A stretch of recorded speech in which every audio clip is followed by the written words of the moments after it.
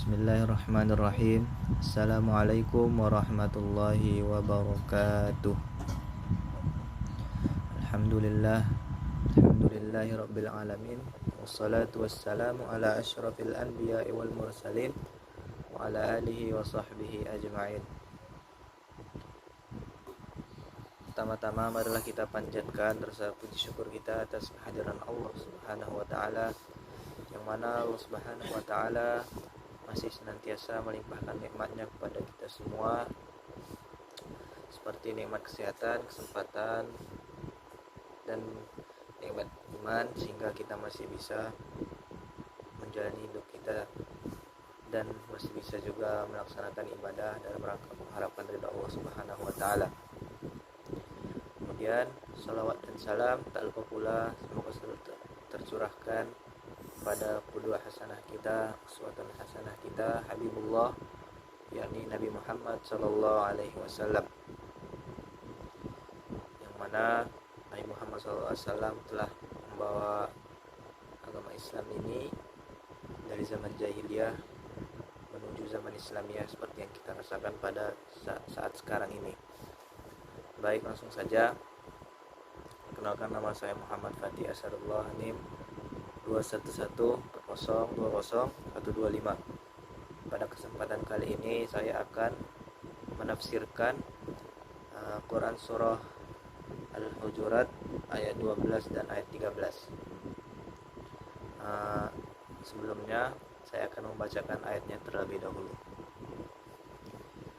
A'udzu billahi minasy syaithanir rajim.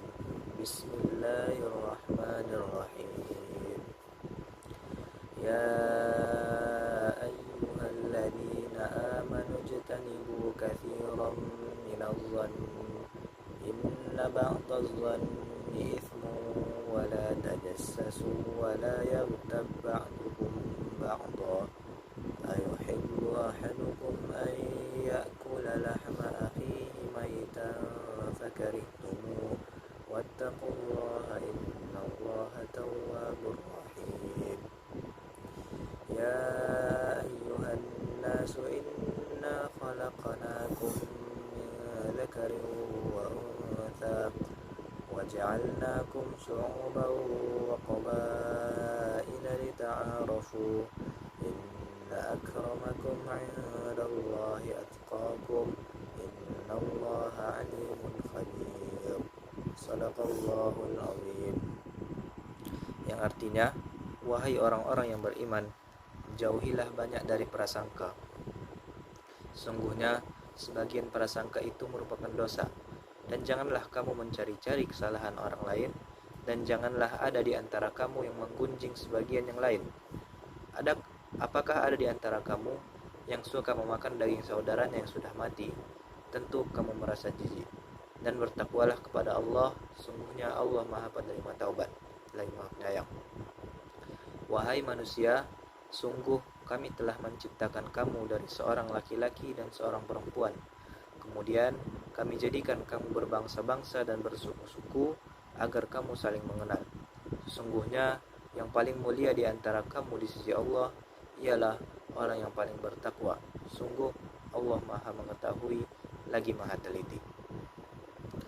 Pada surah Al-Hujurat ayat 12 dan 13 ini berisi tentang larangan ghibah dan saling menjaga kehormatan antar sesama muslim. Dikutip dari buku jurnalistik Islam, larangan ghibah terdapat pada potongan ayat 12 pada kalimat, janganlah kamu mencari kesalahan orang lain dan jangan diantara kamu menggunjing dari sebagian yang lain, atau pada ayatnya wala tajassasu wala yaghtab ba'dukum ba'dha. Lebih tegasnya, Allah Subhanahu wa taala membuat perumpamaan orang yang gemar menggunjing tak ubahnya memakan daging bangkai manusia. Allah melarang hamba-hambanya untuk berburuk sangka, mencari-cari kesalahan orang lain, saling curiga, membenci, memata-matai, dan berbuat ghibah. Maka Allah Subhanahu wa taala memerintahkan umat muslim untuk bertakwa dan mampu mengontrol diri untuk tak tunduk dan takut kepada Tuhannya. Sebab secara fitrah manusia adalah makhluk sosial dan hidup bermasyarakat. Sehingga dipertegas oleh Allah Subhanahu wa taala pada ayat ke-13 bahwasanya Dia menciptakan laki-laki dan perempuan sebagai saudara antar suku dan bangsa. Jadi sudah selayaknya sebagai sesama umat muslim untuk saling menghargai dan menghormati tanpa memandang rendah orang lain. Selain itu, mengutip dari buku yang ditulis oleh Syekh Mahmud Uswandi, turunnya kedua ayat ini memiliki tujuan agar umat muslim tidak kebablasan dalam menggunjing aib seorang, karena sungguhnya perbuatan ghibah dapat memunculkan fitnah yang sangat besar. Pada surah Al-Hujurat ayat ke-12 yang memiliki arti, hai orang-orang yang beriman, jauhilah banyak dari berprasangka, sungguhnya sebagian prasangka itu adalah dosa. Artinya menjerumuskan kepada dosa. Jenis prasangka itu cukup banyak, antara lain ialah berburuk sangka kepada orang yang mukmin yang selalu berbuat baik. Orang-orang mukmin yang selalu berbuat baik itu cukup banyak. Berbeda keadaannya dengan orang-orang fasik dari kalangan kaum muslimin. Maka tiada dosa bila kita berburuk sangka terhadapnya menyangkut masalah keburukan yang tampak dari mereka, dan janganlah kalian mencari-cari kesalahan orang lain. Pada lafal tajassasu pada asalnya adalah tatajassasu, lalu salah satu dari kedua huruf ta dibuang sehingga jadilah tajassasu, yang artinya janganlah kalian mencari-cari aib mereka dengan cara menyelidikinya, atau dan janganlah sebagai kalian menggunjing sebagian dari yang lain. Artinya janganlah kamu mempergunjingkan dia dengan sesuatu yang tidak diakuinya, sekalipun hal itu benar apa ada padanya. Ayuhibbu ahadukum an ya'kula lahma akhihi maitan fakarihtumuh. Sukakah salah seorang di antara kalian memakan daging saudara yang sudah mati?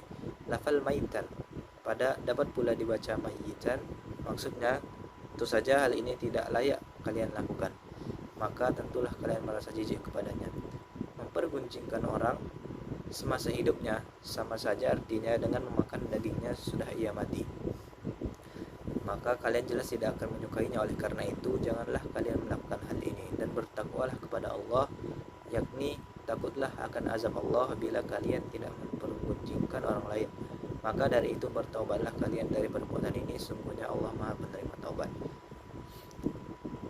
Kemudian pada ayat ke-13, hai manusia, sungguhnya kami menciptakan kalian dari seorang laki-laki dan seorang perempuan, yakni dari Adam dan Hawa, dan kami menjadikan kalian berbangsa-bangsa. Lafal syu'ubah adalah bentuk jamak dari lafal sya'bud, yang artinya tingkatan nasab keturunan yang paling tinggi, dan bersuku-suku kedudukan suku berada di bawah bangsa. Setelah suku atau kabilah disebut imarah, lalu baton, sudah baton adalah fakh, yang paling bawah adalah fasilah. Contohnya ialah Huzaimah adalah nama suatu bangsa, Kinanah adalah nama suatu kabilah atau suku, Quraisy adalah nama suatu imarah, Qusay adalah nama suatu baton, Hashim adalah nama suatu fas, dan Al-Abbas adalah nama suatu fasilah. Supaya kalian saling kenal mengenal. Ta'arafu. Lafal ta'arafu asalnya adalah tata'arafu. Kemudian salah satu dari kedua huruf ta dibuang sehingga jadilah ta'arafu. Maksudnya supaya sebagian dari kalian saling mengenal sebagian yang lain, bukan untuk saling membanggakan ketinggian nasab ataupun keturunan, karena sungguhnya kebanggaan itu hanya dinilai dari segi ketakwaan. Sungguhnya orang yang paling mulia di antara kalian di sisi Allah adalah orang yang paling bertakwa. Inna akramakum indallahi atqakum. Sungguhnya Allah Maha mengetahui tentang kalian, lagi Maha mengenal apa yang tersimpan dalam batin kalian. Allah Subhanahu wa ta'ala melarang hamba-hambanya yang beriman dari banyak berprasangka buruk, yakni mencurigai keluarga dan kaum kerabat serta orang lain dengan tuduhan yang buruk yang bukan pada tempatnya, karena sungguhnya sebagian dari hal tersebut merupakan hal yang murni, merupakan perbuatan dosa. Untuk itu hendaklah hal tersebut dijauhi secara keseluruhan sebagai tindakan preventif.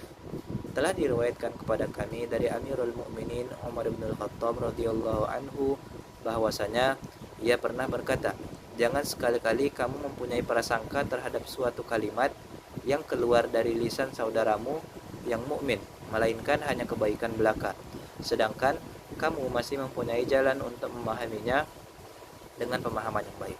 Qala Abu Abdullah ibn Majah, haddatsana Abul Qasim ibn Abi Dhamrah, Nasr ibn Muhammad bin Sulaiman al-Himsi, haddatsana Abi, haddatsana Abdullah ibn Abi Qais an-Nasri, haddatsana Abdullah ibn Umar qala ra'aitu an-nabiy sallallahu alaihi wasallam yatufu bil Ka'bati wa yaqul ma atyabaka wa atyaba raihak ma a'zamaki wa a'zama rahmatik hurmatik walladhi nafsu Muhammadin biyadihi la hurmatul mu'mini a'zamu 'indallahi hurmatan minki maluhu wa damuhu wa ayyazanna bihi illa khair.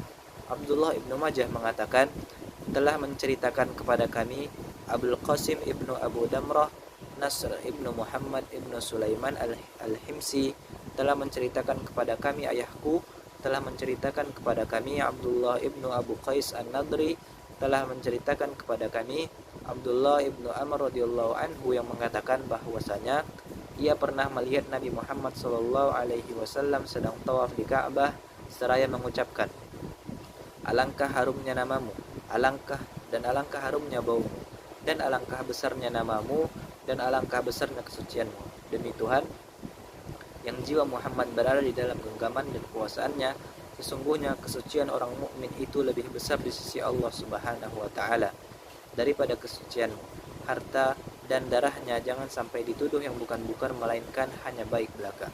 Ibnu Majah meriwayatkan melalui jalur ini secara munfarid atau tunggal. Qala Malik an Abi Zinad anil A'raj an Abi Hurairah qala qala Rasulullah sallallahu alaihi wasallam iyyakum wadh-dhanna fa inna adh-dhanna akdzabul hadits wa la tajassasu wa la tahassasu wa la tanafasu wa la tahasadu wa la tabaghadu wa la tadabaru wa kunu ibadallahi ikhwana. Malik radhiyallahu anhu telah meriwayatkan dari Abu Zanad, dari Al-A'raj, dari Abu Hurairah radhiyallahu anhu yang mengatakan bahwasanya Rasulullah sallallahu alaihi wasallam pernah bersabda, janganlah kamu mempunyai prasangka buruk, karena sungguhnya prasangka yang buruk itu adalah berita yang paling dusta.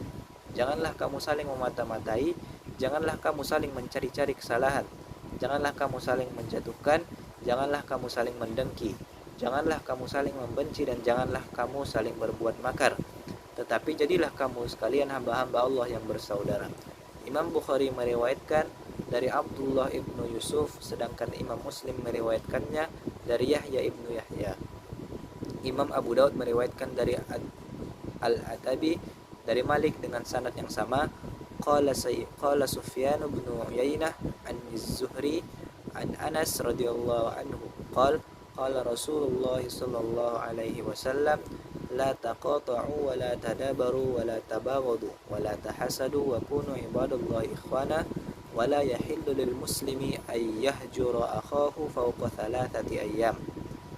Yang artinya Sufyan ibnu Uyainah telah meriwayatkan dari Az-Zuhri dari Anas radhiyallahu anhu yang mengatakan bahwasanya Rasulullah sallallahu alaihi wasallam bersabda, janganlah kalian memutuskan persaudaraan, janganlah kamu saling menjatuhkan, janganlah kamu saling membenci, dan janganlah kamu saling mendengki, tetapi jadilah kamu sekalian hamba-hamba Allah yang bersaudara. Tidak dihalalkan bagi seorang muslim mendiamkan saudaranya selama lebih dari 3 hari. Imam Muslim dan Imam Turmuzi meriwayatkannya di dalam kitab sahihnya masing-masing, dan Imam Turmuzi menilainya sahih melalui riwayat Sufyan ibnu Uyainah dengan sanad yang sama. Wa qala At-Tabrani haddatsana Muhammad bin Abdullah al-Qirmiti al-Adawi haddatsana Bakr bin Abdul Wahhab al-Madani haddatsana Ismail bin Qais al-Ansari haddatsani Abdurrahman bin Muhammad ibn Abi Rijal an abihi an jaddihi Harithah ibn Nu'man qala Rasulullah sallallahu alaihi wasallam thalathu lazimatin li ummati at-tayratu wal hasadu wa su'uz zanni faqala rajulun ma yudhibuhunna ya Rasulullah mimman hunna fi Qala idza hasadta fastaghfirillah wa idza dhananta fala tuhaqqir wa idza tatayyarta fa'am.